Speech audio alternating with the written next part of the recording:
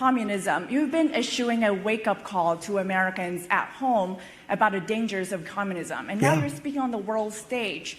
What's your message to people both living under communist and socialist regimes, but also people living under democracies like in Europe and America who might not have realized how close communism has come to home? Yeah, that's a great question, actually. But look, I want to get the word out because what's forming is communism in the country. And communism's easy to sell. I would be the greatest communist in history. I'd be right up there with Lenin.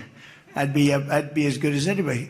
You've got free rent for the rest of your life. What they don't say is that you'll be living in squalor in 12 months.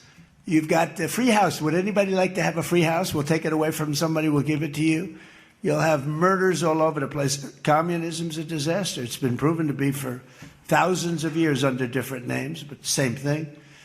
It's very important. And, you know, it's funny. One of the reasons I do so well with Hispanic people, I set a record, Republicans. I get great numbers for the election, helped me get elected in a landslide, the Hispanics, because a lot of them came from countries that were essentially communist.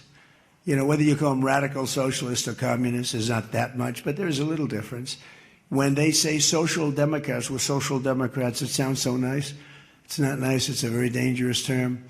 So I do talk about it, and I talk about it on TikTok, and I talk about it everywhere. I talk about it here. And you're right, it has become international, but it's never worked, and it's not going to work. What is working is the United States. So think of it. We have more jobs than we've ever had. People are making more money than they've ever made. I'm talking about workers now. I'm talking about workers. They're making higher salaries than they've ever made before. It's just the best system, and it's got flaws, but everything's going to have a little flaw, but it's been amazing. And when I watch what's happening, and I see these lowlifes getting, I mean, they're lowlifes. I watch them. I know good people. I know quality people. These are essentially lowlifes.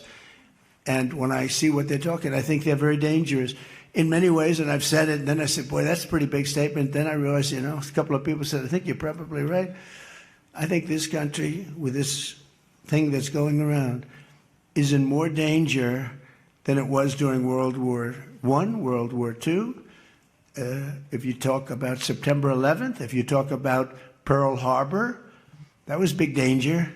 I think the concept of us going communist, because one thing that happens when you go communist, you never come back, never comes back. You die in squalor. You die a horrible death. You die in squalor, and it gets very evil and very nasty.